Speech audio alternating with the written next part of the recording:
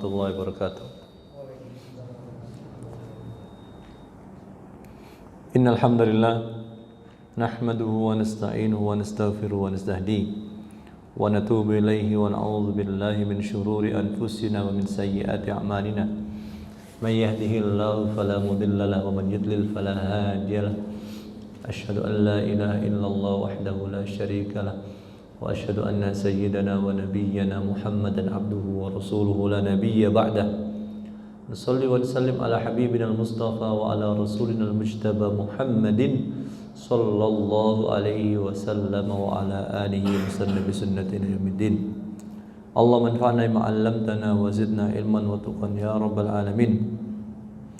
Para jamaah yang dimuliakan Allah Subhanahu wa taala dengan Islam dan iman, alhamdulillah wa syukurillah. Dengan izin dan karunia Allah, kita bisa kembali bertemu di satu rumah Allah.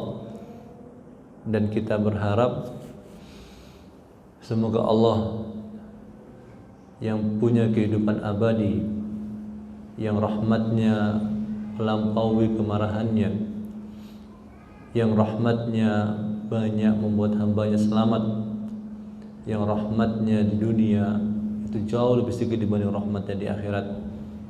Kita berharap mendapat rahmat Allah Subhanahu wa taala selalu.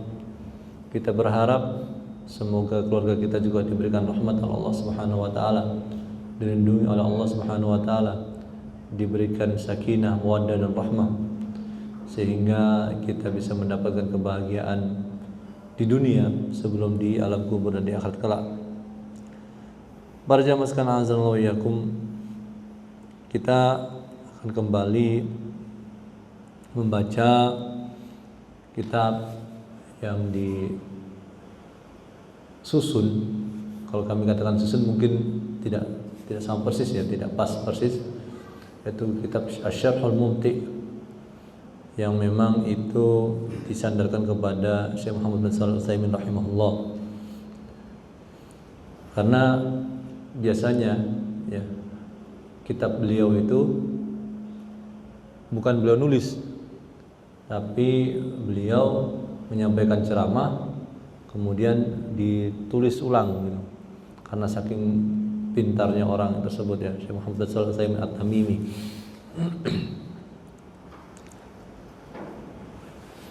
Para jamaah sekalian, azanallahu iyyakum, kita masih membahas sebenarnya syarat dari jual beli ya, berkenaan dengan kejelasan barang, berkenaan dengan kejelasan alat pembayaran. Nah, kita tahu bahwasanya barang itu sebelum dibeli ya, syaratnya harus diketahui oleh dua pihak yang sedang bertransaksi ya. Baik pengetahuan dengan cara melihat langsung, atau yang kedua dengan cara digambarkan melalui sifat pensifatan. Jadi kita beli barang itu ada dua metode yang utama, yaitu melihat langsung atau mendapatkan gambaran tentang barang tersebut meskipun tidak melihat langsung. Dan kata-kata melihat ini juga tidak umum kepada semua benda, tergantung. Kalau benda itu tujuannya dimakan ya, maka bisa jadi dengan dirasa melalui lidah itu sudah cukup ya. Kalau benda itu dicium baunya ya, kita beli minyak wangi, maka tidak cukup hanya melihat, tapi perlu dicium ya. Kalau kita nggak percaya, misalnya kita melihat di toko kue ada kue-kue yang bagus, dilihat, tapi itu ternyata sampel yang bukan kue, maka perlu dirasakan langsung itu ya. Kalau yang mau apa, yang merasakan, dan memang ada sampelnya, ada testernya gitu. Jadi barang itu perlu menjadi jelas di sisi orang yang akan membeli ya. Berarti kalau barang itu tidak bisa dilihat, dan tidak bisa disifati. Tidak bisa disifati itu seperti berlian. Berlian itu kan para jamaah sekalian kecil tapi harganya bisa miliaran. Ya. Mungkin orang biasa tidak bisa memahami kalau dilihat dengan mata kepala saja, oh, antara yang plastik sama yang betul-betul berlian. Ya, antara yang KW sama yang betul-betul berlian. Maka di sini apa? Seperti ini susah untuk disifati berlian itu. Maka berarti harus apa? Harus dites dengan alat tertentu, kemudian dibawa ke ahlinya, ya. Kalau antum bawa juga besi warna kuning ke depan anak, mungkin kan juga nggak bisa bedakan ini emas atau yang kuningan atau yang memang disepuh gitu. Makanya ini perlu diketahui dengan jelas ya. Tapi kalau misalnya barang itu sekali lagi tidak bisa disifati, berarti harus dilihat dan dirasakan dengan alat tertentu ya, kalau memang perlu ya. Tapi kalau misalnya orang melihat udah nggak apa percaya, ya sudah, nggak ada masalah itu pada mas sekalian. Kalau ini kata penulis Zadul Mustaqni, seseorang membeli barang yang belum dia lihat, atau dia melihat tapi nggak tahu hakikatnya, ya. Atau diberikan sifat, ya, ini gambaran, namun gambarannya itu sangat terbatas sehingga tidak bisa memberikan faedah ilmu. Maka menurut mazhab Imam Ahmad bin Hanbal tidak sah seperti ini.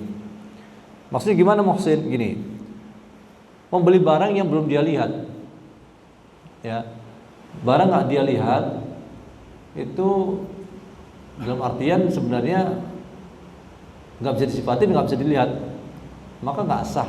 Misalnya kata-kata nggak sah ya, berarti nggak sah itu uang itu harus dikembalikan. Akad itu nggak terjadi meskipun sudah salaman. Ya, ini menurut mazhab Imam Ahmad bin Hanbal. Atau dia melihat tapi nggak ngerti hakikatnya. Misalnya membeli barang yang ada dalam plastik, ngelihat tuh barang itu ya sekilas itu, tapi nggak ngerti. Atau kotak kardus begitu, tapi dia nggak tahu dalamnya apa. Ya.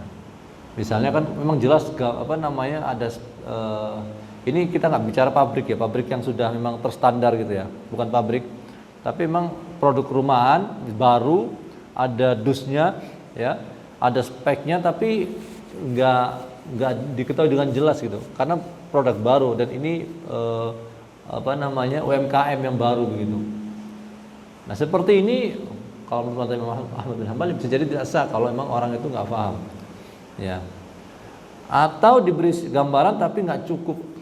Soalnya para jamaah sekalian ada syarat tertentu supaya jual beli salam itu sah. Jual beli salam itu kalau kata Nabi SAW kan, man aslafa fi syai'in fal yuslif fi kailin ma'lum wa waznin ma'lum ila ajalin ma'lum.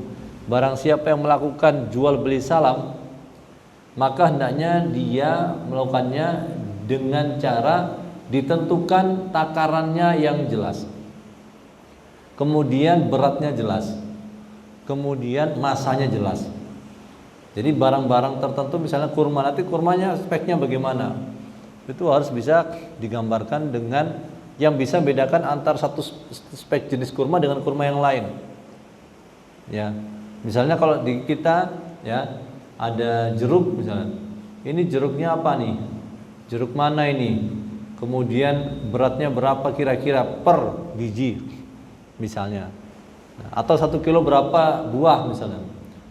Sudah penentuan seperti yang bisa seperti itu. Kalau memang nggak bisa ditentukan, ya keterangannya ada tapi nggak jelas, maka di sini dianggap tidak sah menurut mazhab Imam Ahmad bin Hanbal. Nah, cuma di sini para jamaah sekalian, ini menurut mazhab Abu Hanifah, yakni mazhab yang tertua ya, Abu Hanifah, beliau mengatakan sah saja seseorang itu membeli barang yang belum dia lihat, dengan catatan ya, kalau sudah melihat barangnya, nanti si pembeli punya pilihan apakah melanjutkan jual beli ataukah membatalkannya. Ya. Jadi tadi ngomong, misalnya saya ngomong nih ke Kang Irfan, saya mau beli mobil antum, katanya antum punya mobil baru ya. Ya Muhsin, saya bayar deh, meskipun saya nggak tahu modelnya kayak apa. Nah itu sah bagi Abu Hanifah. Tapi nanti ketika barang itu datang, saya punya pilihan, ya. Apakah ini sesuai dengan gambaran dan apa yang saya inginkan ataukah tidak? Kalau sesuai ya lanjut, kalau enggak ya enggak lanjut itu. Nah ini menurut Abu Hanifah. Nah, dan ini yang dipilih oleh Syekh Muhammad bin Shalih Al-Utsaimin rahimahullah. Jadi inilah ulama para jamaah sekalian. Syekh Utsaimin itu kan madhabnya adalah madhab Imam Ahmad bin Hanbal Asy-Syaibani. Ya, tapi tidak fanatik. Jadi orang itu bisa bermadhab, tapi tidak boleh fanatik. Ya, misalnya Ibnu Hajar Al Asqalani, ya, dari Asqalan, ya, beliau madhabnya Syafi'i, tapi tidak fanatik kepada Syafi'iyah. Kemudian Imam Nawawi, ya, Abu Yahya, ya, Imam Nawawi itu beliau Syafi'i, tapi tidak selalu harus mengikuti madhab Syafi'i, sesuai dengan apa yang beliau lihat kuat, ya. Kemudian Ibnu Taimiyah misalnya, awalnya beliau Hambali, tapi juga tidak selalu terikat dengan madhab Ahmad bin Hanbal, ya. Jadi karena seseorang itu, madhab itu adalah wasilah untuk sampai kepada kebenaran, bukan tujuan, ya. Boleh orang bermadhab tapi tidak fanatik. Dia mengutamakan firman Allah dan sabda Nabi Sallallahu Alaihi Wasallam. Nah, begitu. Jadi di sini juga sama. Ya, menurut Syekh Utsaimin rahimahullah, ini sah-sah saja, ya, sah-sah saja jual belinya, meskipun belum melihat gitu ya. Jadi digambarkan juga nggak jelas. Misal digambar kalau orang beli material misalnya, ya, misalnya saya orang awam, saya dikasih tahu semennya, misalnya semen Gersik, ukurannya begini, kemudian modelnya begini, saya juga nggak paham juga gitu. Antar aja deh ke rumah semen, gitu. Ya, sah-sah saja gitu. Tapi apa? Nanti kalau sampai apakah sesuai dengan yang dibutuhkan atau tidak, kan itu. Ya, maka ini nanti tentu kalau kalau dibatalkan maka bisa apa? Bisa diganti oleh saya, ya, biaya pengantaran, ya, balik lagi itu. Jadi supaya apa, tidak ada yang dirugikan. Dan ini menurut beliau, kata Syekh Utsaimin rahimahullah, mirip dengan jual beli fuduli. Jual beli fuduli itu adalah seperti cerita dari Rasul Shallallahu Alaihi Wasallam mengutus salah seorang sahabatnya untuk membeli kambing. Mungkin Anda sudah sering dengar, membeli kambing, dan diberi Nabi SAW uang 1 dinar. Ya, disuruh Rasul beli kambing dan dikasih uang 1 dinar. Tapi sahabat Nabi ini, ya, karena memang pintar berdagang, dengan uang 1 dinar dia cari kambing yang cukup murah, sehingga dia dapat 2 kambing. 1 kambing dijual lagi oleh dia, dapat 1 dinar, sehingga dia bawa uang 1 dinar ditambah kambing 1. Nah ini kan sebenarnya tidak disuruh oleh Nabi Sallallahu Alaihi Wasallam. Ya, ini namanya bai'ul fuduli. Ya. Tidak disuruh Nabi, uangnya uang Nabi, dia hanya sebagai wakil. Ya. Tapi ulama tidak mengatakan nggak sah, karena Nabi juga membiarkan seperti itu. Ya. Padahal kan hukum asalnya wakil itu bertindak sesuai dengan apa yang diamanahkan kepada dia. Ya, tapi ini kan jelas bahwasanya sahabat ini melakukan ini demi keuntungan Nabi, bukan demi keuntungan pribadi. Ini beda kasusnya dengan keuntungan pribadi. Ini demi keuntungan Nabi SAW selaku orang yang memberinya taukil, ya, amanah yang berupa apa? Wakalah tersebut. Jadi harus dibedakan. Jadi modelnya sama dengan ini kata Syekh Utsaimin rahimahullah. Ya. Nah, baru sini ada sesuai dengan apa yang judul yang kita bahas. Wala yuba'u hamlun fi batnin wala banun fi dhar'in munfaridaini, dan tidaklah dijual janin yang ada di perut. Ya, janin hewan yang ada di perut dan susu hewan yang ada, maaf ya, di dada hewan tertentu secara terpisah, tidak boleh. Jadi kalau mau beli janin harus beli induknya juga sekaligus yang dalam perut ya. Tidak bisa beli beli janinnya saja. Oh, saya mau beli janinnya saja deh, saya bayar sekarang janinnya sapi ya. Tapi nanti jadinya gambling, bisa jadi lahir dengan selamat, bisa jadi cacat, bisa jadi nggak lahir, bisa jadi meninggal di dalam perut. Jadi banyak kemungkinan. Ini makanya namanya gharar, tidak jelas ya. Jadi maka di sini dilarang. Nabi SAW Nabi SAW an bai'il munabadah wa bai'il gharar ya. Nabi SAW melarang jual beli gharar ya. Dan juga di sini dalam hadis Abu Sa'id Al-Khudri, Nabi SAW melarang membeli apa yang berada di perut hewan ternak sampai mereka melahirkan ya. Dan Nabi juga melarang apa yang ada di dada mereka, susu-susu yang ada di dada hewan ternak tersebut ya, kecuali dengan takaran.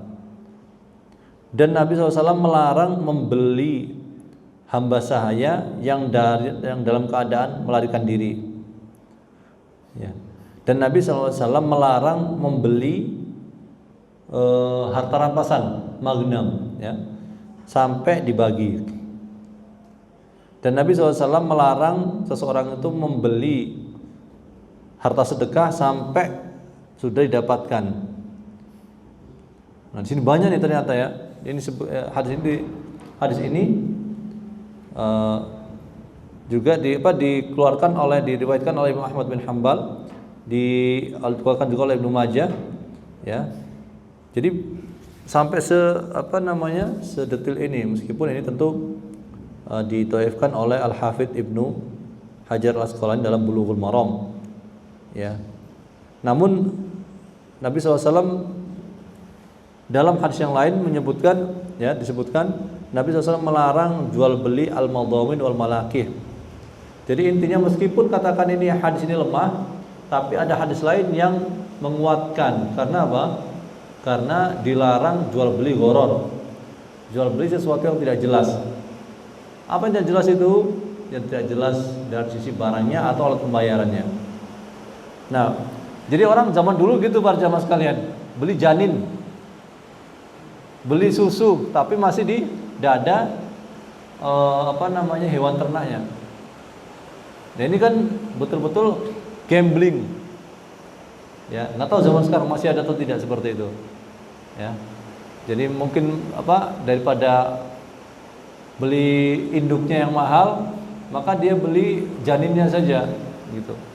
Tapi nanti diambilnya saat sudah melahirkan. Ini tentu bermasalah, ya.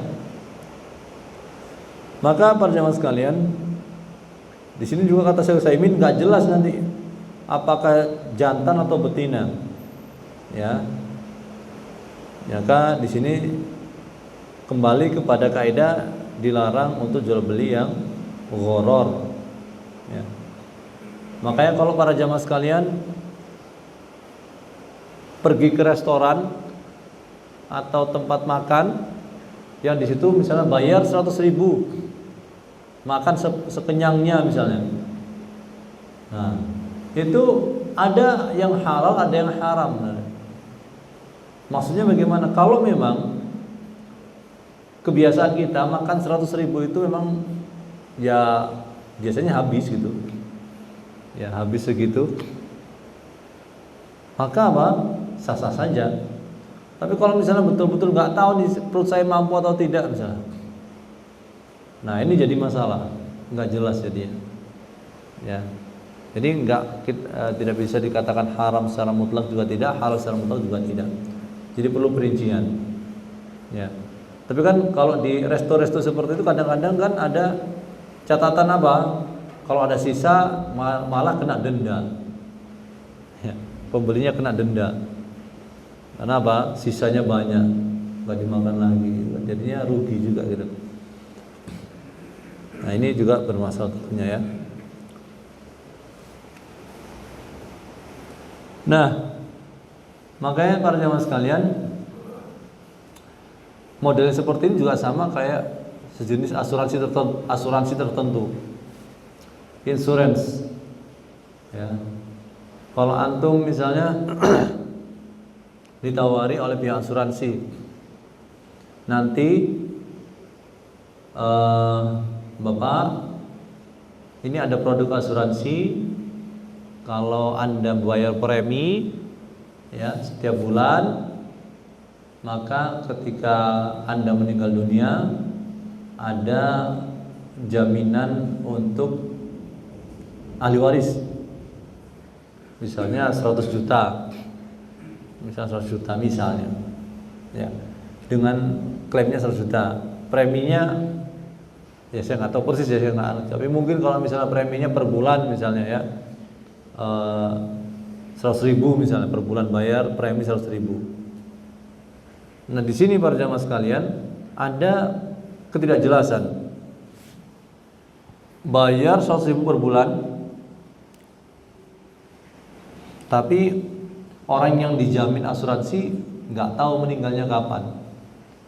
Bisa jadi umurnya panjang, bisa jadi umurnya pendek. Kalau umurnya panjang, dia terus bayar itu uang 100.000 per bulan, bisa jadi apa? Sampai kalau dihitung-hitung, ya bisa jadi aja. Sampai 100 juta lebih. Ternyata saat meninggal dapat itu cuma 100 juta, berarti dia rugi. Gitu. Atau bayar 2 kali 200.000, langsung apa? Langsung meninggal dunia. Berarti ahli waris dapat 100 juta. Bayar 200.000 dapatnya 100 juta. Nah ini kan jadi masalah. Cuma ini kan kalau beda kalau kasusnya di kecelakaan yang pastinya diberikan oleh jasa marga. Itu karena memang sudah dipaket dengan mungkin bayar kalau perpanjangan mungkin STNK atau bayar gitu-gitu. Jadi itu tidak termasuk ini karena sifatnya apa? Sifatnya ini adalah sesuatu yang memang sudah diwajibkan gitu ya. Dan para jamaah sekalian, memang ada asuransi itu yang sifatnya asuransi tujuannya adalah saling membantu dan menolong. Itu boleh.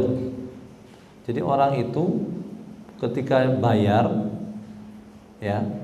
asuransi itu memang tidak niat untuk mengambil keuntungan. Tujuannya bisa jadi untuk bantu orang lain. Contohnya apa? Contohnya uang kematian di RT. Ya, orang bayar per bulan 10.000. Ya. Per bulan 10.000. Tapi nggak ada yang mengajukan diri, saya duluan ngambil uang kematian. Ya berarti dia mau mati duluan. Ya kan itu orang niatnya nolong kan gitu ya. Ya, niatnya nolong. Contoh lagi para jamaah sekalian, asuransi yang dibolehkan adalah misalnya kalau dokter itu punya asuransi misalnya kalau ada malpraktek ya. Malpraktek, jadi biasanya kan kalau ada malpraktek itu kan dokter itu kan dia membayar ganti rugi ya. Maka misalnya ada 1.000 dokter, setiap tahun misalnya bayar 1 juta misalnya ya, jumlah dokternya 1.000, berarti 1 miliar terkumpul dalam setahun. Kalau misalnya terjadi para jamaah sekalian, ada satu dokter yang melakukan malpraktek dengan tidak sengaja ya, kemudian dia disuruh untuk mengganti rugi sebesar 800 juta, maka diambilkan dari uang itu. 1 miliar itu. Yang 200 juta ya dikembalikan kepada semua pihak yang telah bayar premi itu. Kalau kurang muhsin, ternyata ganti ruginya 1,2 miliar, 1 miliar 200 juta. Ya berarti minta iuran lagi kepada para anggota. Itu boleh sebenarnya, nggak apa-apa. Dengan tolong menolong, gitu para jamaah sekalian ya. Kemudian di sini juga dalam madhab Imam Ahmad bin Hanbal, dan tidak boleh menjual misik di kantongnya. Misik di kantong. Antum tahu minyak misik nggak? Minyak misik, tahu minyak misik? Saya juga sampai sekarang belum, ya mungkin pernah ya, tapi lupa ya. Bau asli, bau minyak misik yang asli yang disebutkan oleh Nabi SAW kan dalam hadis kan? Nabi pernah menyebutkan minyak misik kan? Contohnya nih hadis tentang orang puasa, ya, yang beliau katakan bahwasanya atyabu indallahi min rihil misk, ya, lebih lebih wangi insya Allah subhanahu wa ta'ala daripada bau minyak misik. Wala khulufun fi atyabu indallahi min rihil misk.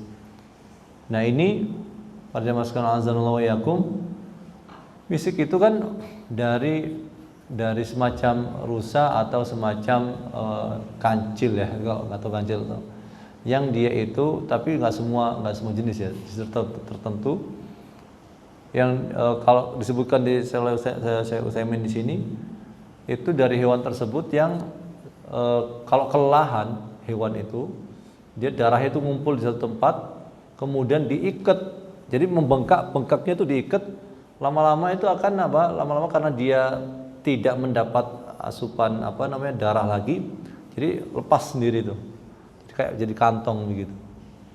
Ya. Kalau nggak percaya nih, jari nih, kalau diikat terus nih, nggak ada aliran darah yang masuk, akan dia membiru kan? Ya, lama-lama bisa putus, sama putus juga tuh. Jadi ada dia itu dia kelelahan ya, capek mungkin. Ada pembuluh darah yang pecah di dalam itu sehingga membengkak di kulit itu, diikat sama orang itu yang memburu, diikat dengan kuat yang bengkaknya itu sehingga tidak ada aliran darah lagi yang masuk di situ, sehingga dia akan terlepas itu bongkahan. Ini namanya fa'ratul misk. Dalamnya itu adalah apa? Ya dari sebenarnya darah itu ya, macam darah itu. Kemudian Kemudian itu diproses jadi misik. Kalau dari awal sih nggak bau misik, nggak ada bau misik ya, nggak nyaman, tapi dia tuh terbungkus oleh kulitnya, ya, ya. Nah di sini para jamaah sekalian, kata madhab Imam Ahmad bin Hanbal, nggak boleh tuh jual itu. Kenapa? Karena nggak jelas isi misiknya gimana. Tapi kata beliau, ya ini kan menyelisih lagi pendapat dari madhab beliau, ya, madhab Imam Ahmad mengatakan boleh-boleh saja, karena sejak dulu orang juga belinya seperti itu, nggak beli sudah dibuka gitu, nggak. Karena apa? Di dalam para jamaah sekalian, di dalam Di dalam bungkus alami ini dia bisa bertahan cukup lama. Kalau dibuka beda. Ya, bertahan beda. Dan ini juga menjadi betul-betul manusia itu diberi ilmu oleh Allah Subhanahu wa taala. Mana siapa sih yang tahu kok bisa jadi wangi? Kalau nggak ada ilmu dari Allah, nggak ada ilham dari Allah, ya. Kok bisa mengolah itu jadi wangi gitu loh, para jamaah sekalian. Orang nih tahu berbagai macam obat herbal, itu sumbernya dulu dari siapa? Apakah nenek moyangnya dulu nyoba dulu buah ini, nyoba dulu gini-gini gitu ya. Kalau nggak ada ilham dari Allah Subhanahu wa taala, nggak ada percobaan, gimana tahu? Maka ilmu itu kan dari Allah Subhanahu wa taala. Ya. Maka jangan sampai orang itu merasa angkuh karena melaksanakan penelitian tertentu, seakan-akan ini dari diri dia sendiri gitu. Ya. Jadi intinya ini menunjukkan bahwasanya Allah Subhanahu wa taala betul-betul memberikan kemudahan. Nah, di sini para jamaah kembali ke pembahasan kita. Ini isinya nggak jelas nih. Jadi darah kering di dalam ini, semacam darah kering di dalam ini. Ini tidak jelas isinya, maka dilarang ya. Tapi pendapat yang kuat menurut beliau ini boleh. Ya. Boleh. Karena orang jual semangka juga, kata beliau. Orang jual semangka nggak mesti dibuka semua gitu. Padahal orang tuh beli isinya, bukan beli kulitnya, tapi tahu dari luarnya. Orang beli telur itu nggak beli cangkangnya, beli isinya, tapi nggak harus dipecahkan dulu supaya orang tahu, nggak gitu juga. Ini sudah ribuan tahun seperti ini. Artinya tidak jadi masalah sebenarnya, ya. Nah, caranya memang nggak mau seperti itu, ya. Jadi pada jamaah sekalian azanallahu iyyakum, ini berkenaan dengan contoh jual beli gharar, ya. Jual beli gharar. Di sini juga Syekh Utsaimin atau penulis Zadul Mustaqni mengatakan juga tidak boleh menjual nawa. Nawa itu biji kurma.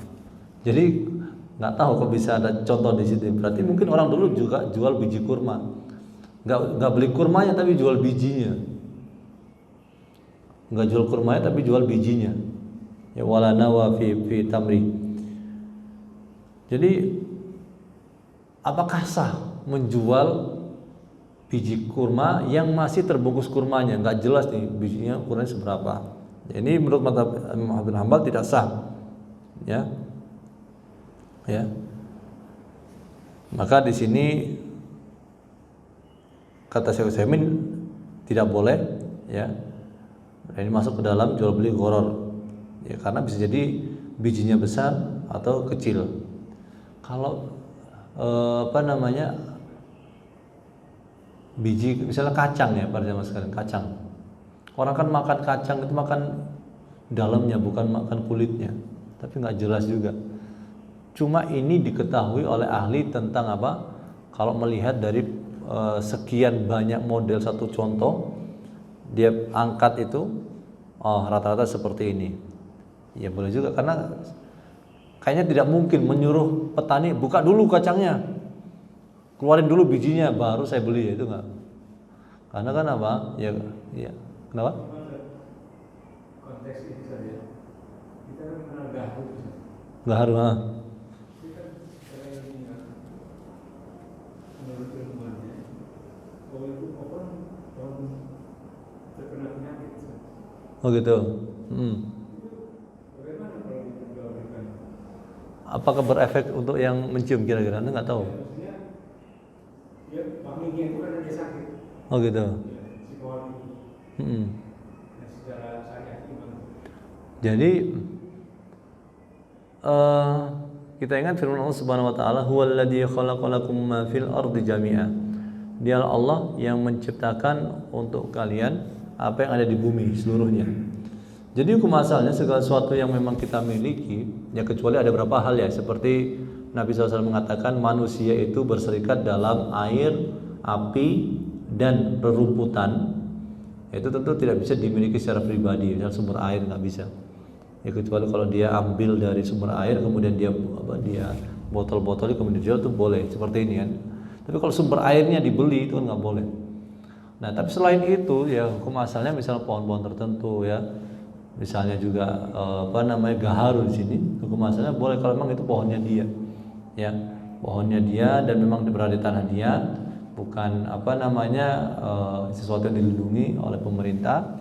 Boleh-boleh saja. Cuma nanti dilihat apakah pohon yang berpenyakit ini itu kalau diproses kemudian dibakar itu berefek buruk kepada orang yang menciumnya.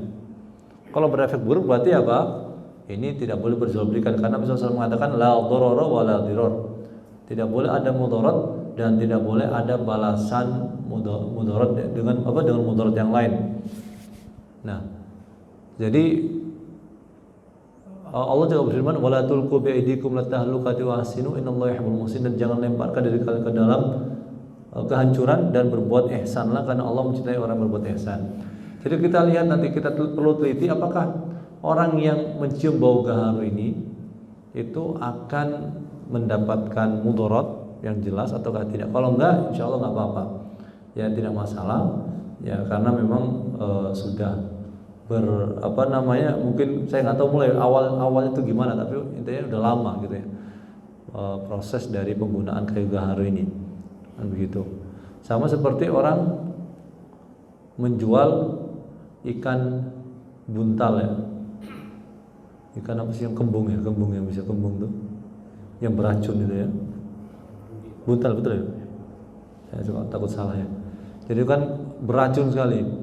Kalau orang menjual itu Ya, ada, setahu saya ada di mana, di Kalimantan atau Sulawesi saya lupa, meninggal berapa satu keluarga karena salah penanganan.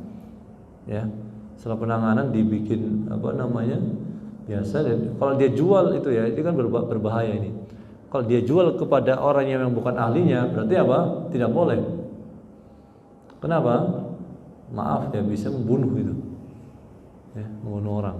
Meskipun halal, tapi hukum asalnya halal ya. Tapi begitu apa namanya, di tangan yang salah bisa menjadi masalah. Ya ini menjadi apa? Haram tentunya. Ya, senjata nih, jual senjata boleh nggak? Glock, Glock lagi rame Glock. Senjata. Kalau memang di Amerika kan boleh ya. Di Amerika kan orang jual senjata kan boleh ya. Aslinya legal gitu ya. Ada senjata. Di Indonesia kan nggak boleh kecuali ada izinnya. Ya. Nah, ini ada pertanyaan nih. Kalau ini dalam hukum fikih, Anda dipaksa orang untuk bunuh orang lain. Kalau kamu nggak bunuh dia, saya bunuh kamu. Gimana tuh kira-kira? Kalau hukum nasionalnya saya tahu, kalau syariahnya gimana? Ya. Kalau hukum syariahnya adalah tidak boleh seseorang itu membunuh orang lain gara-gara dia ditekan. Dia harus bersabar. Atau dia melawan orang yang memaksa dia. Gitu. Ya. Jadi nggak boleh dengan saya beda kalau masalah Ammar bin Yasir ya. Ammar bin Yasir itu kan dipaksa, kalau kamu nggak murtad, saya bunuh seperti bapak kamu, seperti ibu kamu. Ya. Itu dia cuma ngomong saja kan. Illa man ukriha wa qalbuhu mutma'innun bil iman. Ya, kecuali orang yang dipaksa sedangkan hatinya tetap dalam keimanan.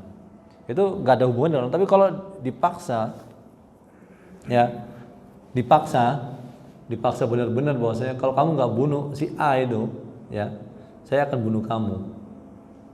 Nah, ini tidak boleh seperti itu. Tidak boleh dia bunuh si A gara-gara dia menghindari pembunuhan terhadap diri dia. Ya. Kalau konteks ini kalau dia di bawah kekuasaan orang lain, di bawah pimpinan orang lain, Ya. perintah untuk membunuh. Ya. La kata Nabi SAW, innamat ta'atu fil ma'ruf. Innamat ta'atu fil ma'ruf. Sesungguhnya ketaatan itu hanya pada kebaikan. Jadi non muslim pun tidak boleh kita bunuh sebenarnya. Kalau bukan kafir harbi kan gitu kan.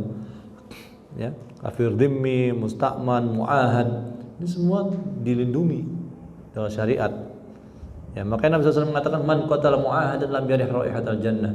Barang siapa yang membunuh non muslim yang mu'ahad, yang punya perjanjian ya dengan kaum muslimin, maka dia tidak bisa mencium bau surga. Ancaman Nabi jelas. Wajib menolak. Wajib, mending dia dipecat kan gitu kan. Mending dipecat. Tapi kan ya nggak tahu ya, kalau yang kami lihat di video kan lebih ketat TNI ya. Kata TNI udah nggak boleh mikir. Tapi kalau polisi katanya ada kewenangan, saya nggak tahu persis betul apa enggak. Iya. Kalau TNI nggak bisa gitu. Ada juga.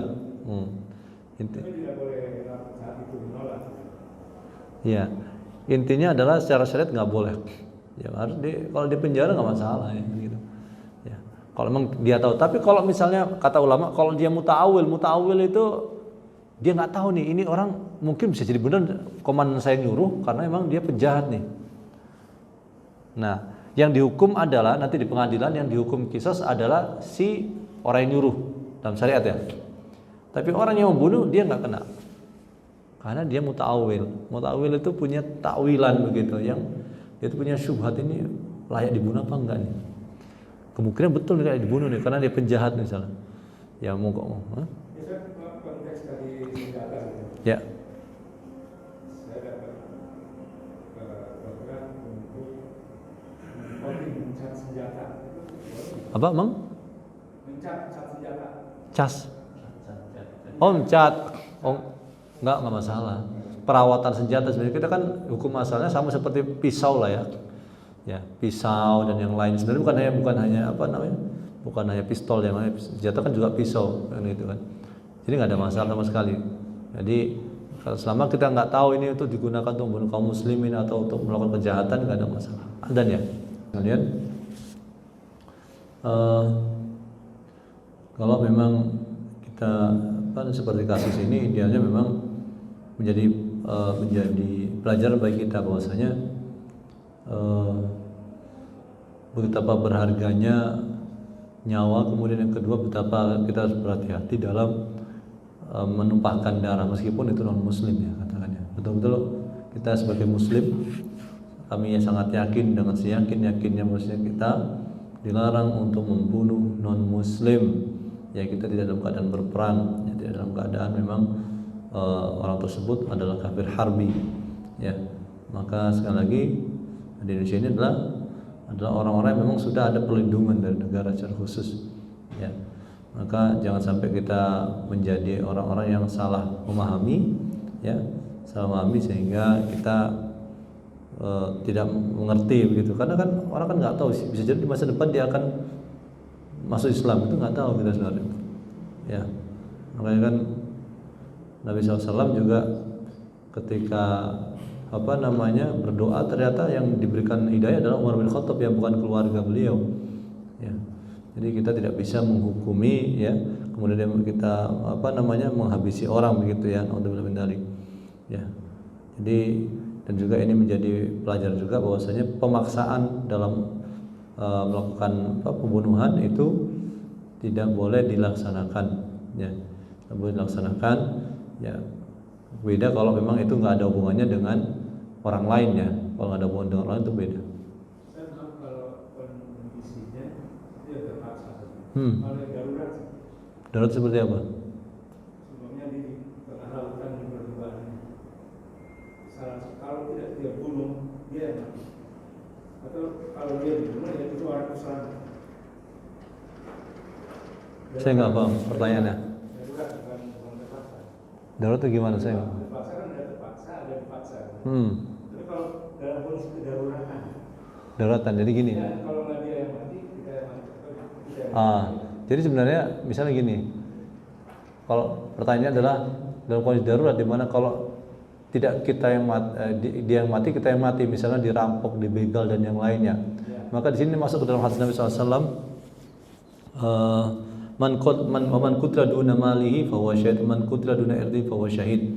Barang siapa yang dibunuh ya gara-gara menjaga hartanya, maka dia syahid. Dalam hadis yang lain disebutkan ketika ada sahabat bertanya, bagaimana wahai Rasul kalau ada orang yang ingin mengambil tas saya, maka jagalah. Kalau memang dia maksa, ya maka usahakan untuk menjauhkannya begitu. Kalau misalnya dia sampai meninggal, ya maka engkau tidak bermasalah. Dalam artian gini, sebenarnya ini bukan masalah agama dia muslim atau non muslim. Katakan begalnya muslim pun, ya kalau dia mau membegal motor kita tengah malam, ya misalnya di daerah tertentu, kemudian dia juga kita ingin mempertahankan, tapi dia akhirnya dia mengeluarkan pisau, ya, kemudian ingin menghabisi kita. Ya kita tahan, jangan sampai terjadi pembunuhan, misalnya istilahnya kalau kita ya dilemahkan saja, ya, dibikin dia nggak bisa melawan lagi gitu. Tapi kalau memang betul-betul dia terus melawan, ya, pisaunya sudah dijauhkan, dia masih melawan terus, ya melawan terus, melawan terus, maka boleh kita bunuh gitu, ya. Namanya daf'us sha'il dalam istilah fikih, daf'us sha'il, ya. Ini nggak apa-apa. Jadi ini bukan nggak berkaitan masalah muslim atau non muslim. Bahkan kalau misal muslim pun boleh, ya. Muslim pun kalau dia melakukan begal, ya boleh. Tapi itu tahapan terakhir, ya. Tahapan terakhir. Jadi tahapan misalnya apa yang kira-kira cukup bagi kita untuk membuat dia stop dari perbuatannya. Apakah dipukul tangannya saja, dipatahkan tangannya saja, ya dipatahkan kakinya saja, maka nggak boleh dibunuh. Kalau memang misalnya cukup dipatahkan tangannya, nggak boleh dibunuh gitu. Ya, supaya dia berhenti dari kejahatannya yang dia ingin mencelakai kita. Setahu saya di hukum positif juga sama, ya. Maksudnya nggak bisa juga kita tiba-tiba langsung bunuh gitu, karena ada tahapan-tahapannya. Makanya kan kemarin ada kasus itu kan, orang yang membela diri dijadikan sebagai tersangka misalnya, karena mungkin dianggapnya belum sampai fase layak untuk dibunuh penjahat itu. Tapi ini kan beda-beda, mungkin perhitungan jaksa itu sudah belum sampai, tapi perhitungan korban itu sudah sampai misalnya, ya, sudah sampai derajat itu, fase itu. Kita nggak tahu, nanti akan diuji di pengadilan gitu, di pengadilan. Itu memang agak ribet ya, agak ribet. Misalnya jadi orang yang membunuh begal malah dia jadi tersangka misalnya, ya. Ini nanti biasanya diuji di pengadilan. Tapi karena kemarin rame, ditekan oleh masyarakat karena viral, ya sudah nggak bisa apa-apa ya. Ya bisa jadi memang artinya betul bahwasanya itu sudah sampai tingkat atau fase di mana kalau korban begal ya, itu tidak menusuk misalnya, dia nggak akan berhenti. Sekian banyak orang jadi kelilingkan dia sendirian gitu, ya sendirian. Nah, ini namanya daf'us sha'il begitu. Ya. Ya. Balik ke bahasan ya. terkait goron nggak, kalau misalkan ada satu akad, misalkan saya jual barang ini dengan harga misalkan 10 juta. Kalau kamu belinya cash. Tapi kalau kredit jadi 12 juta misalkan.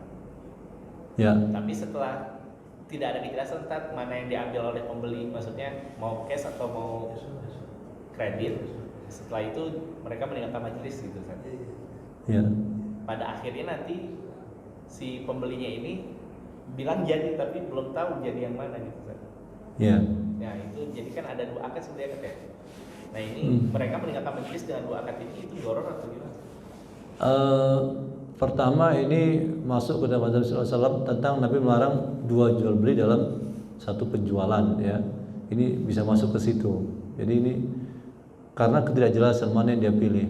Kalau ditanyakan masuk ke dalam gharar nggak maksud? Iya, karena nanti kan pembayarannya beda. Yang cash sama yang kredit kan beda. Jadi nggak tahu juga dia bayar yang mana nih. Ya, nggak tahu juga dia bayar yang mana. Maka di sini tentu tidak sah sebenarnya. Tidak sah, dan ini harus dihindari. Ya, kalau misalnya katakan nggak usah jauh-jauh. Kalau Anda beli 5 harga sekian, beli 3 harga sekian, beli 1 harga sekian, beda-beda misalnya. Ya, itu juga mirip-mirip dengan itu. Tapi kalau misalnya sudah jelas yang dia pilih, yang dia bawa gitu ya, 3, berarti kan harganya harga 3 yang lebih murah biasanya gitu, daripada beli harga 2 atau beli harga 1. Maka ini nggak ada masalah. Cuma kalau yang tadi itu berpisah tapi belum menentukan mana yang dia opsi yang dia ingin ambil ya, skema yang ingin dia ambil, maka ini tidak sah seperti itu. Dan si penjual nggak boleh ngejual dulu maksudnya. Jadi si pembelinya bilang jangan dijual dulu ya. Ya. Terus dia tinggalin udah, tapi belum tahu nih skema mana yang gharar. Dia harus tanya, ini gimana kamu mau skema yang mana diambil? Kalau dia, oh ini nanti saya pikirkan, berarti dia berhak menjual ke yang lain. Masih berhak ya? Berhak, karena nggak sah. Atau misalnya yaudah lu bawa aja deh barangnya kapan-kapan aja, misalnya bayar juga kapan, terserah juga kamu bayar berapa. Nah itu juga nggak. Oh diambil dulu jadinya, itu nggak boleh juga. Iya, jadi kan pokoknya deh kita kan udah sahib nih lama nih, masa gini aja, lu bawa aja deh barangnya kan gitu. Nanti bayarnya kapan terserah kamu, ya bayar berapa lah sepunyanya kamu. Ini juga nggak jelas gitu ya. Tapi kalau misalnya ini diniatkan hadiah, nggak dibayar pun nggak apa-apa, ya sudah gitu. Cuma kan nggak jelas nih gitu. Kalau kamu nggak punya duit nih buat hadiah, ini akhirnya nggak jelas juga bayar berapa dia, kan gitu. Ya. Tapi kalau misalnya gharar dalam hadiah tuh boleh. Misalnya gimana maksudnya? Ini saya ngasih kamu hadiah di dalam kotak ini mystery box misalnya, ya nggak apa-apa. Tapi yang nggak boleh kita beli mystery box dari marketplace, nggak boleh. Tapi kalau kita dapat mystery box dari orang, kita kasih ke orang lain lagi, ya nggak apa juga. Nggak jelas isinya apa gitu ya, nggak jelas isinya apa. Kecuali kalau ada indikasi itu dulu tuh di Amerika itu racun apa sih namanya yang dikirim via surat itu, bubuk gitu apa sih namanya? Bukan, yang kalau dibuka dia apa? Antraks ya, antraks ya. Cina juga bisa antraks ya biasanya yang dulu rame itu melalui surat itu. Itu kalau ada indikasi itu kan itu bermasalah. Ya. Tapi kalau misalnya isinya macam-macam, bisa jadi isinya HP, tapi bisa jadi isinya apa namanya? Maaf ya para jamaah sekalian, isinya mungkin apa? Ketela ya gitu. Itu enggak tahu gitu. Baik, ada pertanyaan? Ada sedikit lagi saya mau bahas sedikit saja. Yaitu di sini juga dilarang menjual wol. Ini apa? Ada apa namanya? Domba, apa sih domba yang bulunya itu dipakai untuk kain itu untuk selimut atau biri-biri ya. Itu nggak boleh dijual ketika masih nempel di badan biri-biri itu. Nggak boleh dijual. Oh, saya jual tuh itu semua kamu ya, boleh dijual dengan dua catatan, yaitu setelah dia jual langsung dicukur on the spot saat itu. Yang berikutnya syarat kedua adalah tidak membuat mudarat hewannya. Jadi kalau musim dingin ya nggak boleh dicukur. Berarti nunggu sampai musim panas. Karena apa? Dan dicukur itu dia kedinginan. Nggak mungkin juga dikasih selimut juga itu si biri-biri ya. Ini ya. Ya. Pakai wig. Dulu ada, ini orang Turki ya, nggak tahu sekarang mana. Orang Turki itu kan beberapa tahun yang lalu dilarang pakai jilbab di momen atau tempat tertentu, maka dia pakai wig. Nah, perempuan misalnya, ya misalnya, pakai wig. Ini kita sebelum bicara pertanyaannya, pakai wig seperti ini gimana ya? Nggak boleh. Meskipun dia tujuannya menutupi rambut dalamnya, tapi dia ngasih wig yang apa? Situ ada hiasan juga, sama aja sebenarnya gitu. Ya, ya.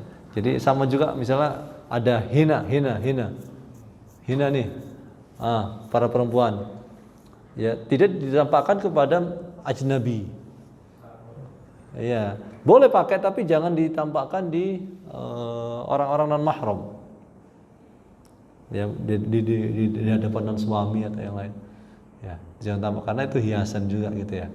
Nah kembali kepada pertanyaan, kalau laki-laki pakai wig gimana? Kalau dia mau melamar kemudian dia pakai wig, jadi si wanita melihatnya ini orang nggak ada masalah nih rambutnya. Kemudian apa? Di malam pertama dia lepas wignya, kaget. Ini ada kasusnya, atas saya nggak bohong, ya. Jadi perempuannya bukan horor, penipuan ini. Apa? Kalau sebetulnya nipu, kalau lagi, ya. Apa namanya? Ini kisah nyata. Jadi perempuannya itu minta cerai, kan seperti itu. Iya. Ada juga yang laki-laki juga minta pembatalan nikah gara-gara minta kembalikan lagi maharnya gara-gara istrinya itu pakai rambut palsu, ternyata tipis dan yang lainnya gitu. Kalau terjadi penipuan, misalnya ngomong saya mau menikah dengan anak Anda tapi dengan syarat dia perawan, misalnya. Ini sering saya baca di nggak satu kali dua kali ya di fatwa di Saudi. Itu dia cerita begitu. Ternyata malam pertama dia nggak perawan. Tapi saya nggak tahu gimana kok bisa tahu nggak perawan, saya nggak paham ya. Ceritanya di fatwa itu begitu pertanyaannya. Apakah boleh untuk minta pembatalan nikah dan meminta kembali maharnya? Kalau di sini kan kecil di Indonesia, kalau di Saudi kan 100.000 real gitu, 50.000 real ya bisa mahal, banyak banget lah ya, ratusan juta. Maka dia minta kembali duit itu.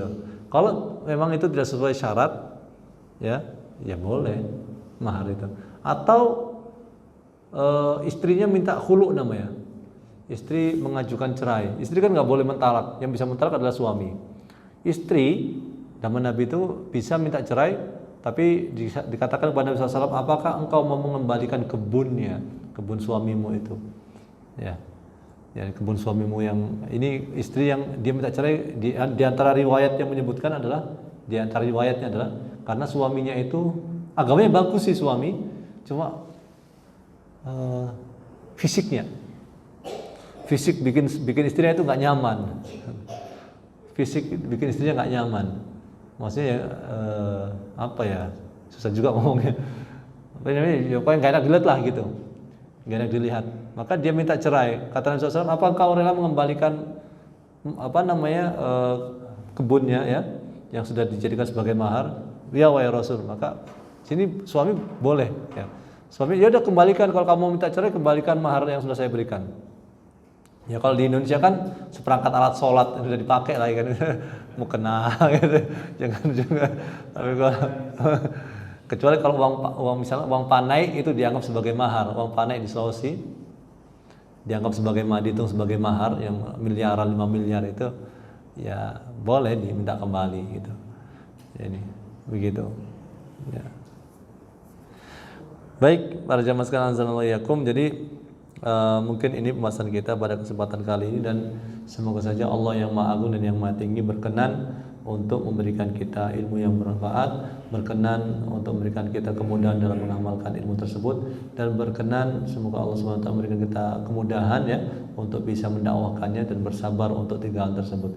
Dan kita berdoa kepada Allah yang Maha Mampu ya, Allah yang mengatur segala urusan alam ini, Allah yang mengatur urusan rezeki hamba-hambanya. Semoga Allah SWT memberikan kita rezeki ilmu, memberikan kita rezeki harta dan keberkahan dalam hidup ini, sehingga kita mendapatkan kebahagiaan di dunia, di alam kubur dan di akhirat kelak. Kita tutup dengan kafaratul majlis. Subhanakallah wa bihamdika asyhadu an la ilaha illa anta astaghfiruka wa atubu ilaik. Wa sallallahu ala nabiyyina Muhammad wa ala alihi wa sahbihi wasallam. Wassalamu alaikum warahmatullahi wabarakatuh.